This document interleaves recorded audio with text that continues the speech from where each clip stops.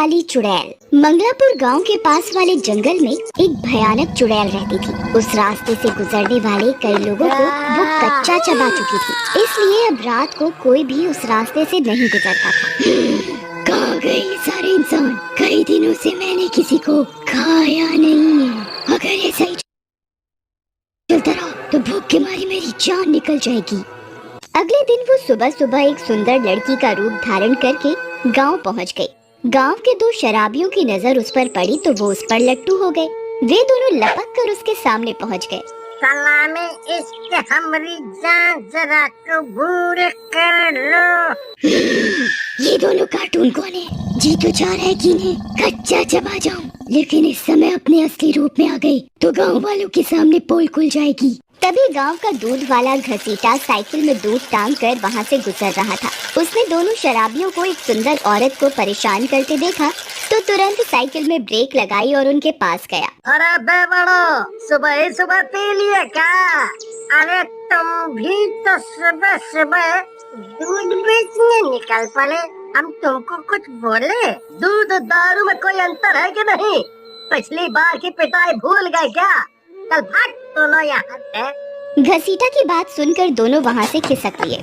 दूध वाले को देखकर चुड़ैल के दिमाग में एक धमाकेदार आइडिया आया। वो किसी तरह उसे अपने प्रेम के जाल में फंसाना चाह रही थी, इसलिए वो अचानक से उसके गले लिपट गई। अगर आज आप नहीं होते तो मेरा क्या होता? मैं किसी को मुंह दिखाने के लायक नहीं रहती। काश आपके जैसा गबरू जवान मेरा हमसफर होता। घसीटा कुंवारा था।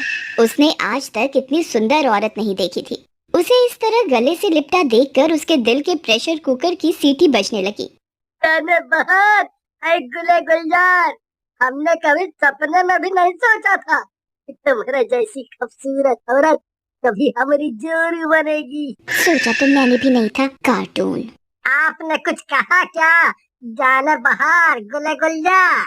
देखिए, आप मुझे ऐसे जाने बाहर गुले गुलजार मत बुलाया करिए। मेरा नाम चमेली है, चमेली। वाह, कितना खुशबूदार नाम है। ठरकी कहीं का। घसीटा ने उस चुड़ैल से शादी कर ली, लेकिन उसकी असलियत तो उसे मालूम ही नहीं थी। सुहाग रात वाले दिन चुड़ैल घूंघट में बैठी थी। वो उतावलेपन से उसके पास पहुंचा। घूंघट को हटा दो। कितना पकाता है ये आदमी। क्या हुआ? इतनी चुप्पी क्यों है? अपनी कोयल जैसी बोली तो सुना दो। अरे घसीटा जी, तनिक सब्र तो करिए। बिना दूध के गिलास की सुहागरात कैसे मनेगी? हाय हाय, ये मैं कैसे भूल गया। लेकिन चिंता मत करो, तुम दूध वाले की पत्नी हो। दूध का गिलास क्या है? बोलो तो दूध की बाल्टी ले आओ। दूध की बाल्टी? वाह, तब तो मजा आ जाएगा। घसीटा बाहर अपनी भैंस के पास दूध दुहने गया। चुड़ैल भी उसके पीछे पीछे गई। घसीटा को इस बात का पता नहीं चला। फिर वो चुड़ैल भैंस के शरीर में प्रवेश कर गई। भैंस जोर जोर से रंभाने लगी। अरे क्या हो गया? इतना क्यों चिल्लाने लगी? लाख कोशिश कर ले, अब दूध कभी नहीं निकले। थोड़ी देर में भैंस शांत हो गई। घसीटा दूध दुहने की कोशिश करने लगा। उसने बहुत कोशिश की, लेकिन भैंस ने दूध नहीं दिया। अरे ये तुझे क्या हो गया है? क्यों इतना नौटंकी कर रही है आज तू? देख, सुहाग रात है आज मेरी। बिना दूध के कैसे मनाऊंगा मैं अपनी सुहाग रात? इतने में रात के 12 बज गए। अब चुड़ैल भैंस से निकलकर अपने चुड़ैल के रूप में आ गई। वो चुपके से घसीटा के पीछे गई। उसके लंबे लंबे बाल घसीटा के मुंह पर आने लगे। वो गुर्राने लगी। अरे जाने बाहर गुले गुलजार, तो क्यों बाहर आ गई? अपनी जुल्फे थोड़ी हटाओ ना, मुझे गुदगुदी हो रही। ये तुम्हारी आवाज को क्या हो गया? ये कहकर घसीटा पीछे मुड़कर देखता है। अपने पीछे चुड़ैल को देखकर उसकी आंखें फटी की फटी रह जाती हैं। अरे अम्मा, बचा लो रे, कोई तो बचा लो, मुझे संभालो, मेरी पत्नी चुड़ैल बच गई। आज बड़े दिन बाद इंसान को खाने का मजा मिलेगा। घसीटा को खाने के बाद चुड़ैल पूरे गांव की ओर देखकर जोर जोर से हंसने लगती है। उसकी आंखें लाल होने लगती हैं और वो मन ही मन कुछ बुदबुदाती है। उसकी बुदबुदाहट के बाद गांव के सभी जानवर अचानक से चिल्लाने लगते हैं। फिर थोड़ी देर में शांत हो जाते हैं। तुम लोगों ने जंगल का रास्ता छोड़ा तो मुझे यहाँ आना पड़ा। लेकिन आज जो मैं करके जा रही हूँ, गांव वालों, तुम्हें वापस मेरे पास आना ही होगा। मैंने इस भैंस के साथ पूरे गांव के जानवरों का दूध अपनी शक्ति से बांध दिया है। अब किसी को नहीं मिलेगा दूध, किसी को नहीं। अगले दिन जब बहुत देर तक घसीटा लोगों के घर दूध देने नहीं आया तो गांव के लोग परेशान हो गए, क्योंकि आज तक उसने दूध देने में कभी देरी नहीं की थी। कल्लू भी अपने घर में उसके आने का इंतजार कर रहा था। घसीटा आज कहाँ मर गया? इतनी देर काहे कर दी उसने? अजी आप भी ना कमाल करते हैं, उसकी नई नई शादी हुई है। अरे ठीक है, नई शादी हुई जाए, लेकिन तुम्हें तो पता है सुबह सुबह उसके दूध की चाय पिए बिना हमारी उतरती नहीं है। जब अगले दिन भी घसीटा किसी के यहाँ दूध देने नहीं आया तो सभी बहुत परेशान हो गए। उन्हें लगा घसीटा कहीं बीमार तो नहीं पड़ गया, इसलिए कल्लू के साथ कुछ गांव वाले हाथ में बर्तन लेकर घसीटा के घर पहुँच गए।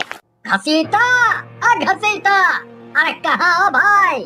गांव वाले बहुत देर तक उसके दरवाजे पर खड़े उसे पुकारते रहे, लेकिन घसीटा की कोई आवाज नहीं आई। वो अब वापस जाने की सोच ही रहे थे कि उसकी भैंस जोर जोर से रंभाने लगी।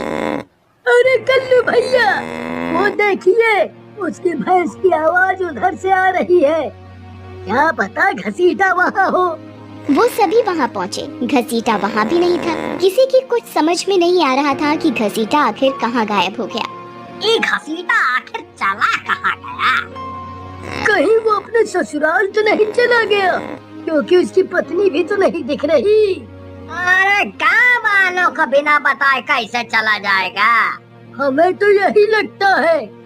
अब वो लौटे तभी पता चलेगा, लेकिन इस दूध का क्या करें? हमारा बच्चा तो बिना दूध के खाता ही नहीं। अरे हमारी तकलीफ तुम क्या समझोगे? हमारी तो कल से उतरबे नहीं की है। क्यों न हम खुद ही दूध निकाल ले, तो घसीटा आएगा, उससे हिसाब कर लेंगे। गांव वालों ने भी कोशिश की, लेकिन चुड़ैल के जादू के कारण दूध नहीं निकला। सभी लोग अपने अपने घर वापस लौट गए। गांव में कुछ लोगों की बकरी भी थी, किसी के पास अपनी गाय भी थी, लेकिन सभी ने दूध देना बंद कर दिया। कुछ गांव वाले बातें कर रहे हैं। ये तो बड़े आश्चर्य की बात है, कोई जानवर दूध ही नहीं दे रहा। कहीं पर बीमारी तो नहीं लग गई जानवरों को? अब कैसे कहे कल्लू, हम कोई डॉक्टर तो है नहीं। बिना दूध के कैसे काम चलेगा? हर घर में छोटे छोटे बच्चे हैं। अब तो दूसरे गांव से ही आएगा दूध, लेकिन उसके लिए तो उस चुड़ैल वाले जंगल को पार करके जाना होगा। अब चारा का है, दूध के बिना तो ना हम रह सकते हैं, ना हमारे बच्चे। आखिर वही हुआ जो चुड़ैल चाहती थी। अगले दिन कुछ गांव वाले दूसरे गांव से दूध लाने के लिए निकल पड़े। मुझे इंसानों की खुशबू आ रही है। वाह, आज फिर से पार्टी करूंगी। मेरे जादू ने अपना असर दिखा दिया। गांव वाले बहुत चालाक बन रहे थे। निकाल दी ना मैंने सारी चालाकी। उस चुड़ैल ने गांव वालों को मार कर खा लिया। जो भी वहाँ से गुजरता वो उसे मार देती। गांव में फिर से डर का माहौल बन गया। इस बार लोग चाहकर भी वो रास्ता नहीं छोड़ सकते थे। तब मुखिया जी की सलाह पर गांव वाले मंदिर वाले बाबा के पास पहुँचे। ये सब जंगल वाली चुड़ैल का किया करा है।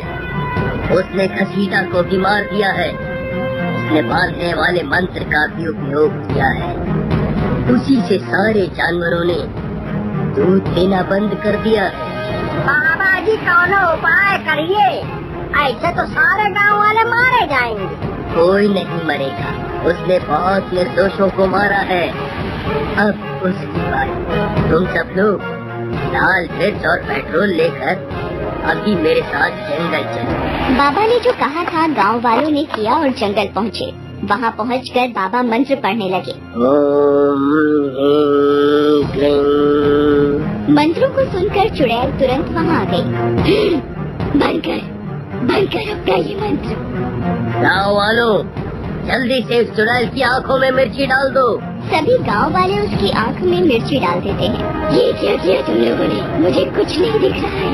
अब जल्दी से पेट्रोल डालो इस पर। और आग लगा दो। छोड़ूंगी नहीं, किसी को नहीं छोड़ूंगी, मार दूंगी, मैं फिर आऊंगी, मैं फिर आऊंगी। इस तरह बाबा की मदद से वो चुड़ैल मर गई। बाबा ने चुड़ैल के जादू को भी काट दिया। गांव के जानवर फिर से दूध देने लगे।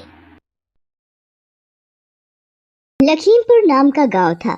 वहाँ पर एक चुड़ैल का साया था। वो चुड़ैल शादी की पहली एक रात दुल्हन के शरीर में प्रवेश कर जाती और दूल्हे और दुल्हन दोनों को मार डालती। उसी लखीमपुर गांव में शीला नाम की लड़की शादी करके आती है। उसका पति रमेश बहुत ही घबराया हुआ सा दिख रहा होता है। शादी की रात को रमेश दूसरे कमरे में जाकर सो जाता है। ये सब देखकर शीला अपनी सास चंपा के पास जाती है और बोलती है, क्या हुआ माँ जी? कल तक तो सब खुश थे, लेकिन आज मेरी डोली आते ही सब इतना घबरा क्यों गए? कहीं मुझसे कुछ गलती तो नहीं हुई? नहीं नहीं बेटा, भला तुझसे क्या गलती होगी? हम तो इस गांव में चुड़ैल को मिले श्राप के कारण दुखी हैं, जिसकी वजह से इस गांव में खुशियां आ ही नहीं पाती। चंपा की बात सुनकर शीला डरते हुए बोलती है, चुड़ैल का श्राप? आप मुझे पूरी बात बताइए माँ जी। फिर चंपा शीला को श्राप के बारे में बताने लगती है। एक गांव में रूपा नाम की एक लड़की रहती थी। रूपा बहुत ही सुंदर थी। जो कोई उसे देखता बस देखता ही रह जाता। एक दिन रूपा अपनी सहेली प्रेमा के साथ कॉलेज जा रही होती है। तभी राजा नाम का एक लड़का जो कि रूपा से प्यार करता था, वो आ जाता है और रूपा से बोलता है, अरे रूपा, जरा रुकोगी? मुझे तुमसे कुछ बात करनी है। मुझे पता है तुम्हें क्या बात करनी है। देखो, मैं तुम्हारे जैसे लड़के से बात भी नहीं करना चाहती। चले जाओ। अपनी शक्ल देखी है कभी? बिल्कुल बीड़ी के कारखाने के मजदूर लगते हो। ऐसा कहकर रूपा जोर जोर से हंसने लगती है।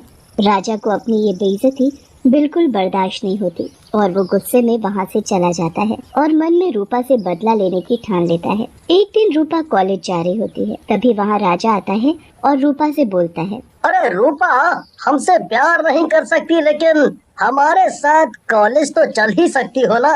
आखिर मैं भी तो इंसान ही हूँ। अरे तुम भी कैसी बातें कर रहे हो राजा? क्यों नहीं, चलो साथ में ही कॉलेज चलते हैं। फिर राजा और रूपा साथ में कॉलेज की तरफ चलने लगते हैं। राजा रूपा से बोलता है, तुम्हें पता है रूपा, अपने गांव के पास वाले जंगल में एक साधु रुके हैं। कहते हैं जब वो तपस्या करते हैं उन्हें कोई भी तपस्या से उठा नहीं सकता है। क्या बात कर रहे हो राजा? तपस्या तो महर्षि विश्वामित्र की भी भंग हो गई थी। चलो मैं देखती हूँ इनको। ऐसा कहकर रूपा साधु के पास जाती है और उनकी तपस्या भंग करने लग जाती है। राजा साधु से दूर ही छिप जाता है। थोड़ी देर में रूपा की वजह से साधु की तपस्या भंग हो जाती है और वो गुस्से में उठते हैं। दुष्ट लड़की, तो तूने मेरी तपस्या भंग की है, मैं तुझे छोड़ूंगा नहीं। इसमें नया क्या है? मुझे तो वैसे भी कोई नहीं छोड़ना चाहता साधु जी, मैं इतनी सुंदर जो हूँ। इतना घमंड दुष्ट लड़की, अपनी सुंदरता का। आज से तू कुरूप हो जाएगी, तेरी कोई शक्ल देखेगा ही नहीं। चुड़ैल बन जाएगी तू। साधु के श्राप के कारण रूपा कुरूप होने लगती है। ये देखकर रूपा घबराने लगती है और रोते हुए बोलती है, ये सब क्या हो रहा है? मैं ऐसे कैसे हो रही हूँ? मुझे माफ कर दो साधु बाबा, मुझे माफ कर दो। लेकिन साधु बाबा का गुस्सा शांत नहीं होता और वो वहाँ से चले जाते हैं। रूपा अपनी कुरूपता देखकर अपने आप को आग लगा लेती है और चुड़ैल बन जाती है। बस बेटा, तब से वो चुड़ैल बनकर घूम रही है और हर नई दुल्हन जो भी इस गांव में आती है वो उसके शरीर में घुस जाती है और दूल्हे और दुल्हन दोनों को मार डालती है।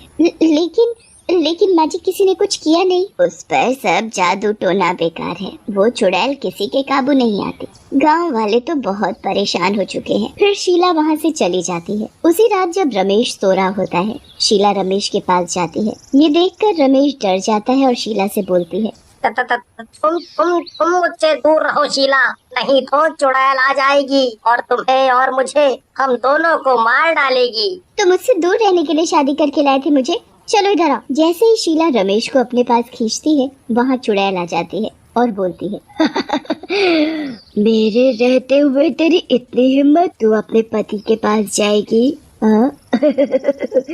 आज तुम दोनों की मौत पक्की है। ऐसा कहकर चुड़ैल शीला के पास जाती है, लेकिन तभी उसे जोर का झटका लगता है। चुड़ैल दूर जाकर गिरती है। ये क्या लगा रखा है तूने अपने शरीर में? मैं तुझे छू क्यों नहीं पा रही? क्या जादू है ये? ऐसा कहकर चुड़ैल फिर से शीला की तरफ बढ़ती है, लेकिन फिर से उसे वही बिजली का झटका लगता है। ये देखकर चुड़ैल रमेश की तरफ बढ़ती है। तू मुझे जादू से डराएगी? हाँ? मैं तुझे नहीं छू सकती तो क्या हुआ? तेरे पति को तुम मार सकती हो ना? ऐसा कहकर चुड़ैल रमेश की तरफ बढ़ती है, लेकिन शीला उन दोनों के बीच में आ जाती है। आज तो तेरा पति तेरी वजह से बच गया। लेकिन तुम दोनों ज्यादा दिन नहीं बच पाओगे। ऐसा कहकर चुड़ैल वहाँ से गायब हो जाती है। अगली सुबह ये घटना पूरे गांव में जंगल की आग की तरह फैल जाती है और गांव वाले आकर शीला को घेर लेते हैं। तभी गांव के प्रधान जी वहाँ आते हैं। वाह मेरी बहादुर बच्ची, हमने सुना तुमने कैसे उस दुष्ट चुड़ैल से मुकाबला किया और ना सिर्फ अपनी जान बल्कि रमेश बेटे की जान बचाई। नहीं नहीं प्रधान जी, मैं तो सिर्फ अपने पत्नी धर्म का पालन कर रही थी। तभी वहाँ राणा नाम का एक गांव वाला आता है और शीला से कहता है, बेटी, उस चुड़ैल से आज तक कोई नहीं बच पाया है। केवल तुम ही हो जो उस चुड़ैल से मुकाबला कर सकती हो।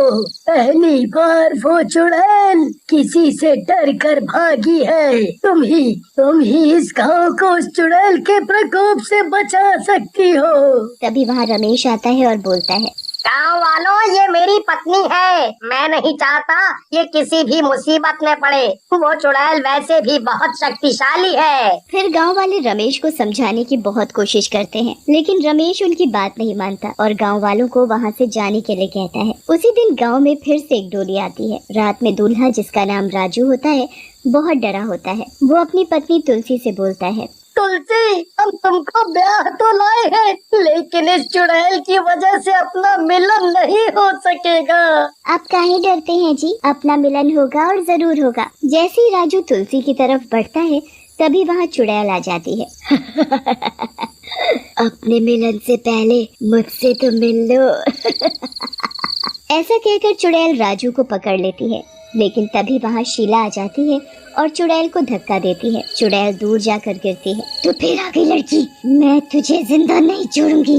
ऐसा कहकर चुड़ैल वहाँ से चली जाती है। तभी रमेश वहाँ आ जाता है और गुस्से से शीला को बोलता है, शीला, ये सब क्या कर रही हो? क्या तुम्हें अपनी जान की चिंता नहीं? क्यों ऐसा कर रही हो? वो चुड़ैल तुम्हारी जान लेने की धमकी देकर गई है। रमेश की बात सुनकर शीला हंसने लगती है और रमेश को बोलती है, मेरे प्यारे पतिदेव, किसी भी चुड़ैल का मुझ पर कोई असर नहीं हो सकता। मेरे दादाजी एक साधु हैं और उनके रहते मेरा कोई कुछ नहीं बिगाड़ सकता और मैंने उनको बुला लिया है। अगले दिन साधु वहाँ आ जाते हैं। वो वही साधु होते हैं जिन्होंने उस चुड़ैल को श्राप दिया था। उसी रात चुड़ैल शीला के कमरे में आती है और सोती हुई शीला के ऊपर बैठ जाती है। शीला, तू अब नहीं बचेगी।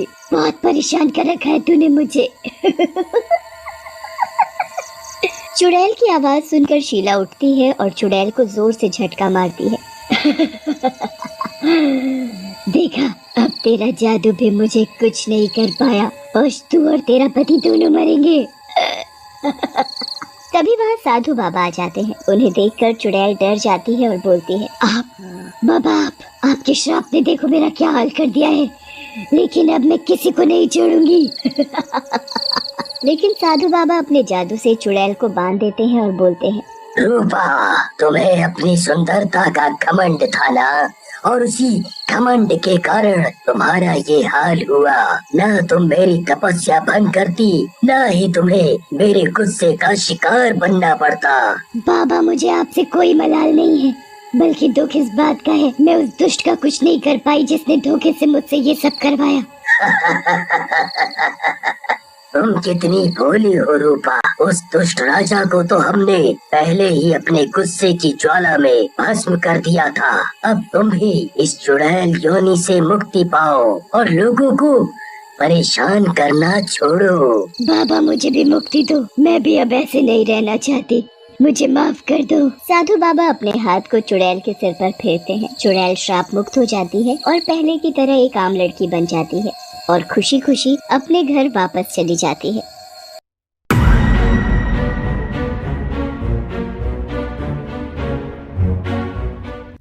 नेहा एक क्यूट बेबी है। नेहा बॉल से खेल रही थी। एक डॉग आता है, नेहा को बाइट करके चला जाता है। नेहा डॉग को देख के रोने लग जाती है। नेहा की आवाज सुन के उसकी मदर बेला फौरन उसके पास आ जाती है। नेहा अपनी मदर को डॉग के बारे में बताती है। बेला अपनी डॉटर की बात सुनने के बाद डिसाइड करती है वो नेबर से उस डॉग के बारे में पूछेगी और वो बारी बारी तीनों नेबर्स के पास जाती है। फर्स्ट नेबर बेला को बताती है उसका डॉग अभी बहुत छोटा है, वो बाइट नहीं कर सकता। सेकंड नेबर बेला को बताता है उसके पास कोई डॉग नहीं है, उसके पास सिर्फ एक कैट है। थर्ड नेबर बेला को बताती है उसका डॉग अभी छोटा है, वो बिग डॉग के बारे में नहीं जानती। लॉजिकल जीनियस, क्या आप तीनों की स्टेटमेंट सुनने के बाद बता सकते हो इन तीनों में से वो बिग डॉग किसका है, कौन झूठ कह रहा है? Logical genius, big dog option C का है, वो झूठ कह रही है। उसके घर के बाहर उस डॉग के स्क्रैच भी मौजूद हैं। क्या आपने भी यही सिलेक्ट किया था? जवाब कमेंट में बताइएगा।